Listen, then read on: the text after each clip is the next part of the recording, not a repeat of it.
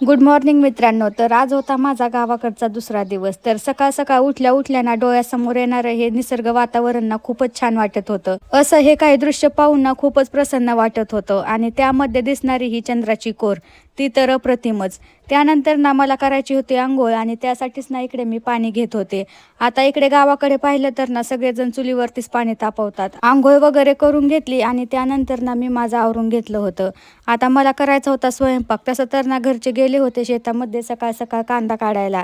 तर उन्हाळा असल्यामुळे ना ऊन लागत असतं आणि त्यामुळे ना सकाळ सकाळ शेतामध्ये कांदा काढायला जातात.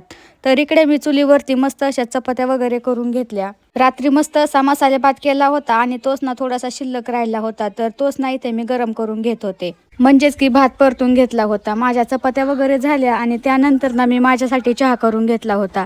शक्यतो मी चहा पितच नाही, पित असते पण तो पण कोरा चहा करून पित असते. तसंच आज मी माझ्यासाठी चहा ठेवून घेतला होता आणि सोबत बिस्किट पण होतंच. तर कालच्या सारखंच ना स्वरा आणि मी दोघी जणी पण आज घरीच होतो. चहा पिऊन झाल्यानंतर लगेच इकडे मी भाजीच्या तयारीला लागले होते.